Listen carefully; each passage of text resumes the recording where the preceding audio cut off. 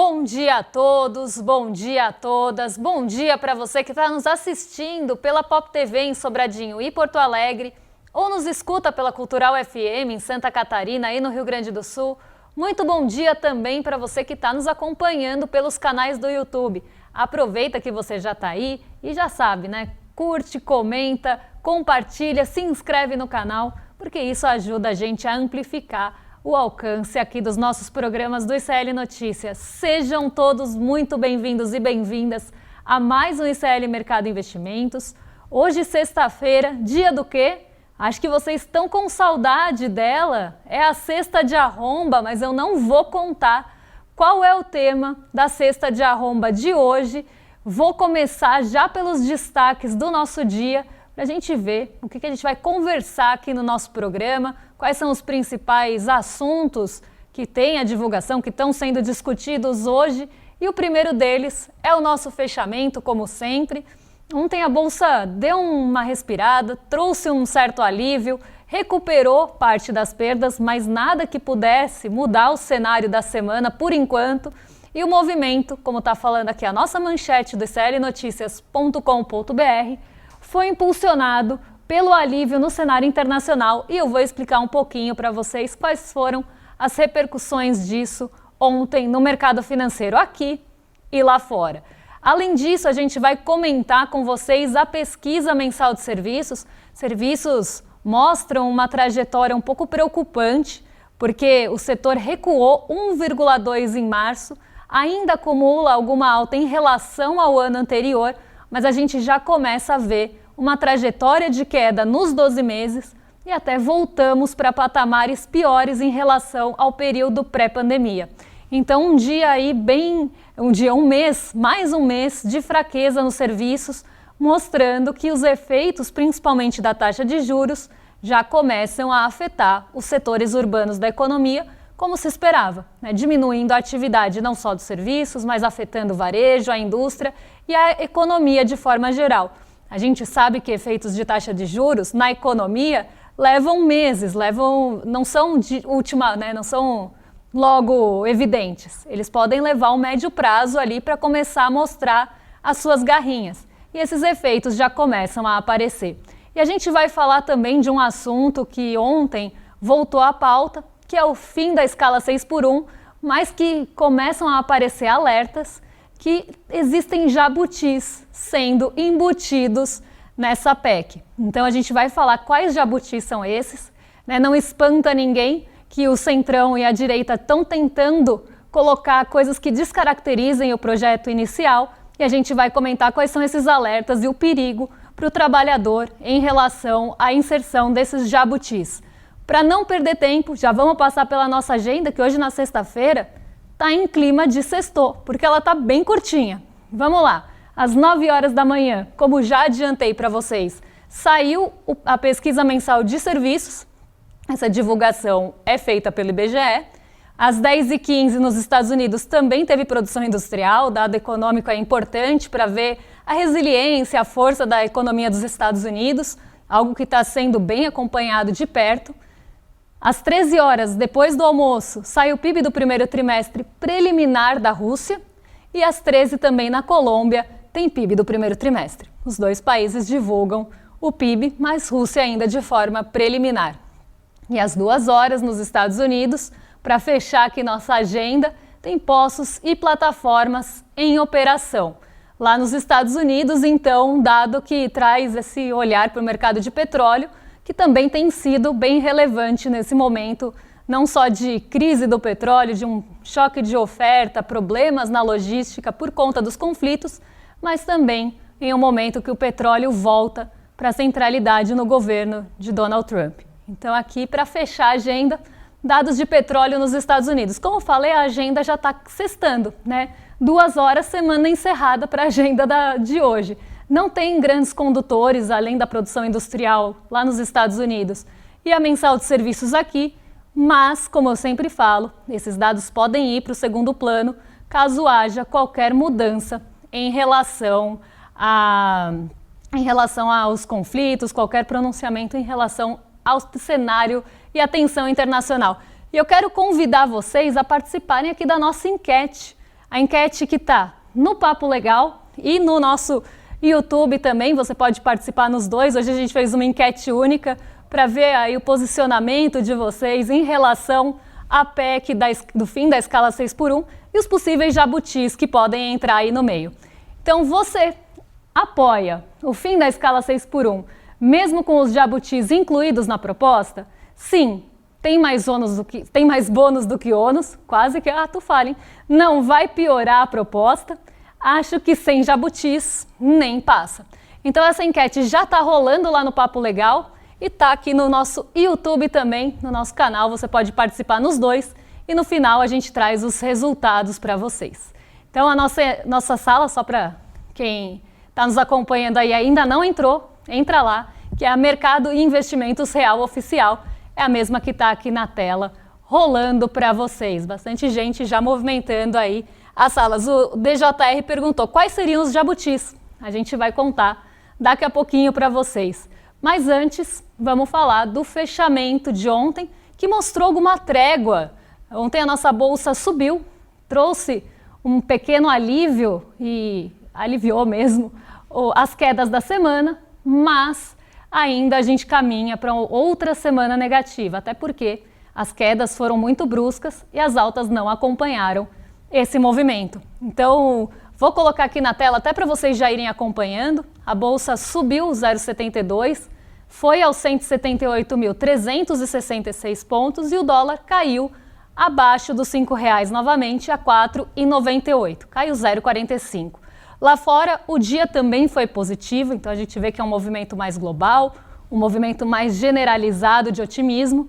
A Nasdaq subiu 0,88 e o S&P 500 0,77 e boa parte desse alívio, boa parte dessa melhora veio justamente do cenário internacional e não porque teve uma notícia boa, mas pela ausência de notícias ruins. A gente está assim de saúde, basta não ter uma notícia ruim que o mercado já melhora um pouquinho os ânimos. E como não teve nenhuma notícia de escalada da guerra no Oriente Médio, isso foi visto como uma possibilidade de melhora no cenário. Como eu falei, a gente está assim, né, se apegando a qualquer coisa. Não teve notícia ruim, melhor assim, né, melhor do que ter uma notícia ruim. Não, falaram alguma coisa boa, tem alguma resolução, teve alguma novidade? Não, mas não piorou. Donald Trump não falou, por exemplo, nenhuma besteira.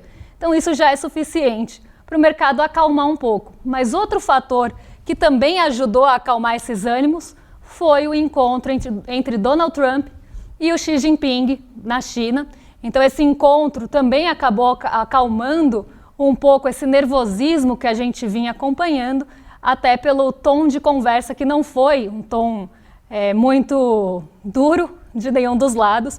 E até, né, os dois, aqui eu trouxe até um ponto importante, porque os Estados Unidos, eles produzem petróleo. E a China, ela é uma consumidora do petróleo que passa ali pelo Estreito de Hormuz, passa pelo Oriente Médio e parece, né, que no meio de toda essa relação turbulenta que existe entre os Estados Unidos e a China, inclusive recentemente, né, essa subida de tom com o Donald Trump, mas não é uma coisa atual, não é recente. Essa relação conturbada já vem de alguns anos, mas agora com o acirramento das tensões comerciais e com as tarifas impostas à China, você vê que esse tom sobe um pouco. Mas mesmo dentro dessa troca de farpas que normalmente acontece entre os dois países, nesse encontro o Xi Jinping demonstrou interesse em ampliar as compras de petróleo dos Estados Unidos como forma de reduzir a dependência do Oriente Médio no futuro. E isso acalmou os mercados, principalmente os mercados de juros, que vinham com bastante volatilidade. Os juros futuros, as expectativas para os juros lá na frente estavam subindo conforme você sobe também o tom e não resolve as questões do Oriente Médio. Então isso foi visto até como uma possível trégua, pelo menos em algum lado da equação com os Estados Unidos, que seria com a China. Essa possibilidade de aumento de compra de petróleo. Então, mesmo dentro de toda a turbulência geopolítica internacional que a gente tem hoje, esse sinal foi bem recebido e suficiente para acalmar os mercados de juros. Quando você tem calma nos mercados de juros, eles arrefecem, isso vai né, acontecer lá nos mercados de juros das Treasuries, dos juros futuros dos Estados Unidos, mas bate aqui. Então você também vê, por exemplo, os DIs futuros, os juros futuros acalmando no Brasil. E isso faz com que aumente o apetite pelo risco, não só lá nos Estados Unidos, porque as bolsas subiram, mas aqui nos mercados emergentes também, porque entra recurso para buscar algum potencial de ganho, principalmente no mercado das commodities. Mesmo com esse sinal mais de calmaria, o dólar continua acima dos $100 por barril, e isso preocupa, principalmente os custos relacionados à energia, mas ontem foi um dia mais calmo, um dia sem grandes novidades e sem grandes escaladas em relação aos conflitos envolvendo os Estados Unidos e o Irã. E muito disso veio por esse otimismo que foi visto, que foi o tom do mercado, em relação às conversas do Donald Trump com o Xi Jinping. Como eu falei, um mercado um pouco mais morno, né? Nada grande como grande condutor da história, mas foram esses os fatores que fizeram a nossa bolsa subir. Vamos mudar de assunto aqui, mas antes de eu mudar de assunto, como sempre, como já é uma pausa tradicional aqui do nosso mercado de investimentos, já que eu vou girar a pauta, já que a gente vai mudar de assunto, vou tomar um shot de alga, aquela coisa, né? Assim de saúde na sexta, coringando. Vamos tomar um shot de água aqui, pausa para hidratação ou para reidratação, e a gente entra daqui a pouquinho no setor de serviços, que caiu agora na última pesquisa mensal.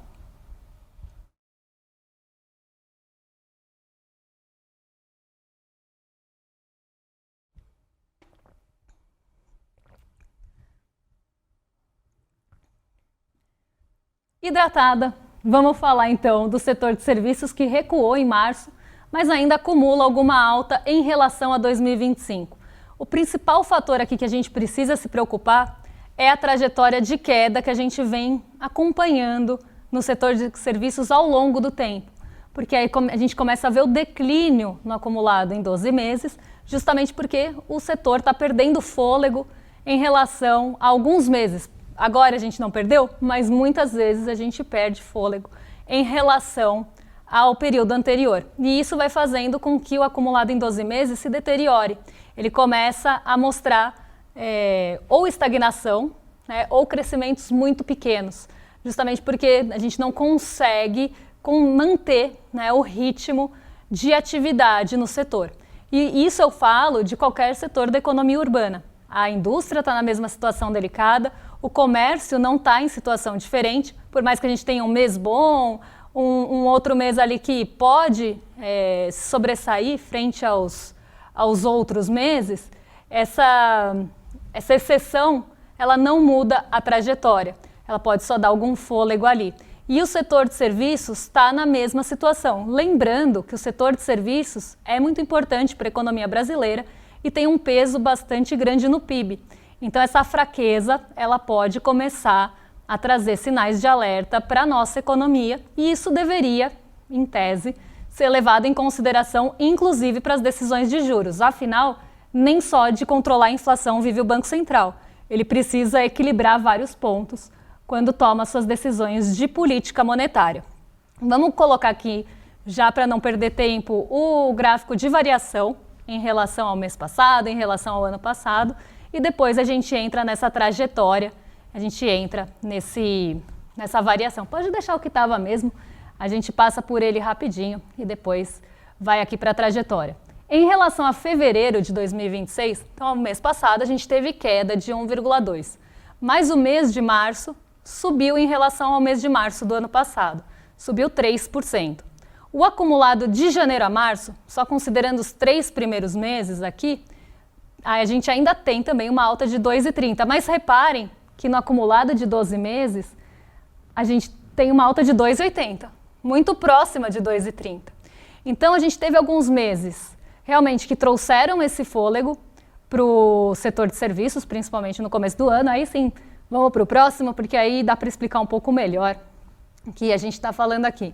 A gente tem esse respiro que vem em alguns meses, mas o volume aqui de serviços, ele está diminuindo, né? Então a gente vê que a gente está praticamente andando de lado há muito tempo. né? A gente sai de 2,80 para ficar em 2,80. Há um ano, a gente estava no mesmo patamar que a gente está hoje, com algumas barriguinhas para cima, mas aqui sempre rodando no eixo ali dos 2,8, 2,5. A gente não sai muito disso. No máximo passou um pouquinho de 3 em um mês mais positivo, como por exemplo em setembro, mas o volume mensal ele está praticamente andando de lado. E agora com uma queda mais brusca de 1,20. Mês passado ficou no 0 a 0, nem perdeu, nem ganhou. Então aquela trajetória do setor de serviços que a gente via como ascendente aqui, meio, e com muita fraqueza também, nada que fosse impulsionar o setor, meio, 0,70, 0,30, não estão sendo suficientes e agora a gente perde realmente o fôlego, né? Perde a atração do setor de serviços. E a gente pode ver também pela ótica das atividades de serviços, porque isso é muito importante.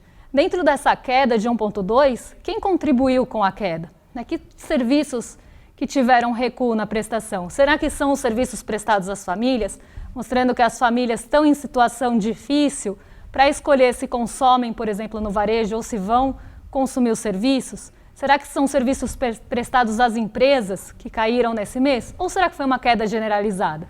Vamos descobrir aqui vendo o gráfico por atividade, porque ele traz essa noção para a gente. Traz a noção de que serviços que estão aí com dificuldades nesse mês de março.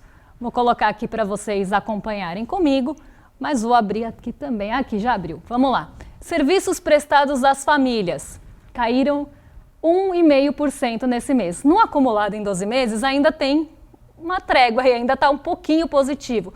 Mas subir 1,1% em 12 meses é muito pouco. Mostra que está com fraqueza, mostra que tem fragilidade e muita dificuldade de manutenção de fôlego. Os serviços de alojamento e alimentação, mesma coisa.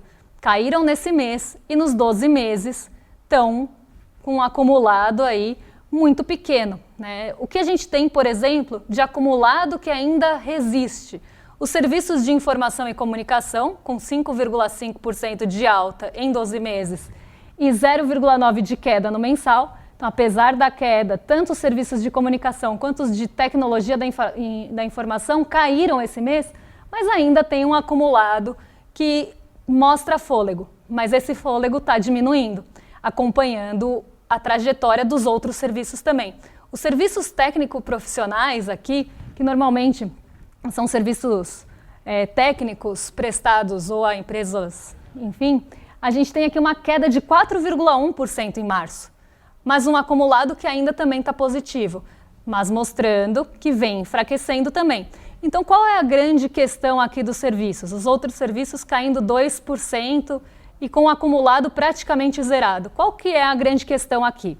É essa perda de fôlego. Por mais que alguns setores ainda mostrem alguma tração nos 12 meses, o fôlego está diminuindo, o ritmo está caindo. Então, se nada for feito em relação a isso, eles também vão começar a ficar negativos nos 12 meses ou estagnados. E isso mostra que o setor de serviços não está saindo do lugar, o que é muito preocupante para uma economia que depende do setor de serviços. E isso pode ser replicado, como eu falei, para o varejo, pode ser replicado para a indústria, que está em situação ainda mais frágil e acaba ali ou mostrando queda ou estagnação. E é preocupante e acaba como resultado, sim, da alta taxa de juros que a gente tem por um período prolongado, que está sufocando a economia urbana, que está dificultando o investimento. Se você dificulta o investimento, dificulta a contratação de serviços, dificulta tirar um projeto da indústria do papel, dificulta a expansão e contratação de pessoas. Então, tudo isso deixa um cenário restrito para o crescimento acontecer.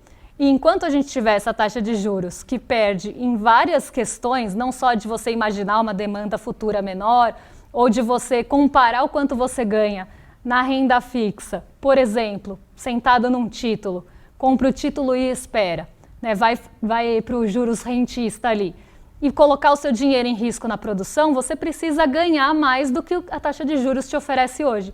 E não só isso, você precisa ter uma expectativa de demanda futura que vai te trazer lucro acima disso. Não é só ganhar, é esperar que essa demanda no futuro continue acontecendo para que você tenha lucro, para que você tenha um ganho acima do que você teria sem risco. Porque senão, por que você vai botar o seu dinheiro em risco e perder para a taxa de juros? Se você não olha para frente e não vê demanda, por que você vai tirar o projeto do papel hoje? Então, essa expectativa de demanda também sofre com a taxa de juros mais alta, porque se espera que o crédito vai ficar mais enxuto, se espera que a renda das pessoas possa começar a ter alguma dificuldade, se espera que possa ter menos contratações ou até demissões. Então, esse cenário, se você começa a ter fraqueza na economia urbana, você começa a ter não só projetos que não saem do papel, mas você pode começar a ter demissões, você pode ter setores que começam a ficar mais enxutos, porque a dificuldade de crédito não é só para as famílias, é também para os setores produtivos. Então, tudo isso deixa um cenário ruim para essa expectativa de demanda, e aí a gente começa a ver também esses efeitos acontecendo. Agora, a médio prazo, a gente já começa a medir um pouco melhor essa fraqueza da economia, em detrimento da taxa de juros altíssima que a gente tem aqui no Brasil. Vamos mudar de assunto agora, mas nem tanto, né? Porque a gente vai falar de mercado de trabalho e as discussões do fim da escala 6x1, porque jabutis, existem alertas que alguns deputados estão tentando colocar jabutis no fim, na PEC para o fim da escala 6x1.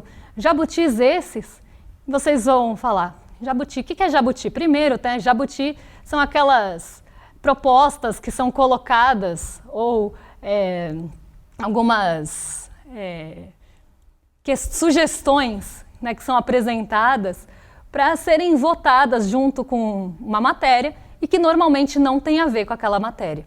E nesse caso não tem a ver mesmo, porque os jabutis vão contra o trabalhador. Então a gente está discutindo uma PEC, né, que o Brasil inclusive está bem atrasado nessa matéria, a gente está bem atrasado nesse sentido em relação a direitos do trabalhador, em relação à escala de trabalho, à jornada de trabalho.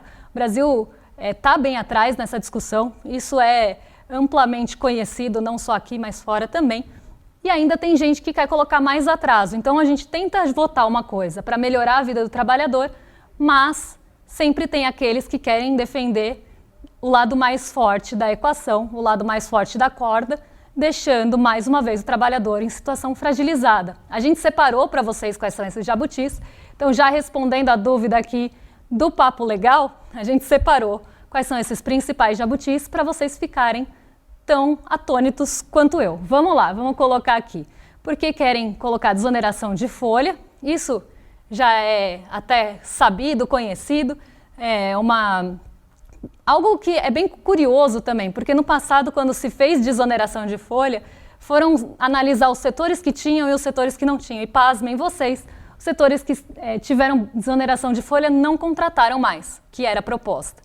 Então, mostrando que muitas vezes isso acaba virando lucro. Retomada e ampliação de benefícios fiscais para empresas em medida apelidada por críticos de Bolsa Empresário.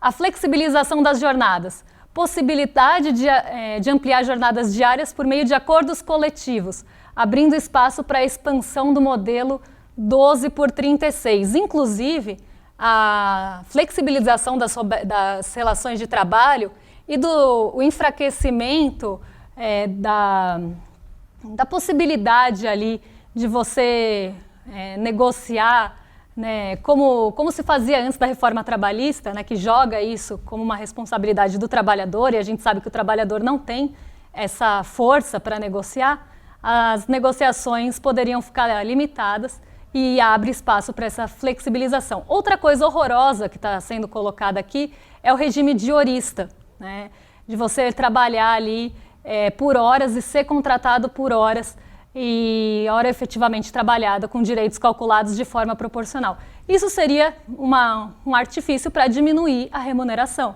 já que a proposta tem como objetivo não diminuir a jornada sem diminuir a remuneração. Aí você coloca um jabuti ali, coloca uma matéria para ser votada junto, que fala que o regime horista pode ser levado aí como uma forma de contratação e regulamenta isso. Ao invés de você contratar, né, por 40 horas com o mesmo salário, você paga por hora e paga menos.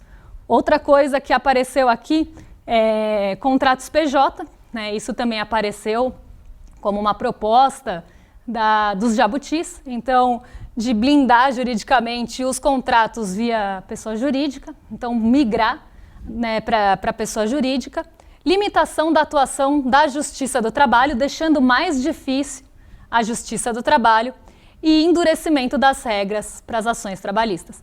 Então a gente vê, né, que são... e ainda tem a flexibilização das regras para atuação em dias de descanso, setores considerados essenciais, os famosos domingos e feriados. E falando em domingo e feriado, essa é a nossa cesta de arromba. Eu vou falar bem rapidinho dela, porque o programa já está chegando no final, mas roda a vinheta, porque é justamente disso que a gente vai falar hoje. É hora da cesta de arromba!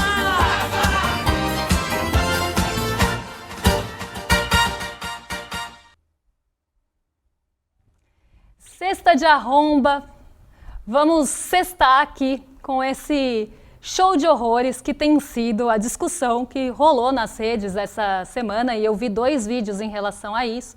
Um deles é de uma pessoa tentando negociar o dia de feriado do Dia do Trabalhador, e outra é uma declaração de um empresário, ex-senador, se não me engano, lá nos anos 90, que falou também sobre o absurdo que é ter o feriado do Dia do Trabalho, colocando que o Brasil só está na situação que está porque a gente tem muitos feriados. E a gente olha, né, países ali que eu coloco aqui na agenda sempre, Japão, a China, outros países que têm os seus feriados ali, continuam produtivos, né? Será que esse é realmente o problema? Será que não falta investimento? Será que não falta tecnologia? Será que não falta uma mudança na forma que também a gente produz, que precisa de investimento, viu, empresário? Para você mudar a produtividade, precisa de investimento, precisa ter inovação, precisa ter pesquisa, isso custa dinheiro também, não adianta ficar só jogando na conta do trabalhador. Eu não sei se vai dar para a gente passar o vídeo, que é um horror, não sei quanto tempo a gente ainda tem de programa, porque já deu 11h30, mas é uma pessoa que tenta negociar não trabalhar no feriado, e ela recebe uma resposta de que que seria ali um absurdo pedir folga no feriado. Que seria uma vagabundagem, assim como disse o nosso querido aqui, que eu vou colocar na tela, até esqueci o nome dele, mas Roberto Cavalcante, é isso mesmo, Roberto Cavalcante, nosso querido aqui, ou desquerido, foi a uma entrevista, ele é senador e empresário, e ele falou o seguinte: curiosamente, o feriado de amanhã é rotulado como Dia do Trabalho, ou do Trabalhador, né, que é o certo. Mas para mim não é. Eu considero o dia da vagabundagem. Trabalho de fato é sair cedo de casa, retornar à noite depois de cumprir sua função. Sou totalmente contra esse tipo de feriado. Esse vídeo, ele está aí nas redes para quem quiser assistir inteiro, é um show de horrores. E mais uma vez, depois ele começa a chorar que o empresário sofre com isso, que as empresas sofrem com a quantidade de feriados aqui no Brasil. Então, essa é a nossa cesta de arromba. Não basta, né, enfraquecer todos os direitos trabalhistas, não basta tentar colocar jabutis em uma PEC que tenta melhorar a vida do trabalhador. Você ainda tem que chamar o Dia do Trabalho, ou do Trabalhador, como deveria ser chamado, de Dia da Vagabundagem. E isso, né, fala uma pessoa dessa que não sai 5 horas da manhã, pega 3 horas de transporte, chega cansado em casa, ainda tem que fazer os afazeres da sua casa.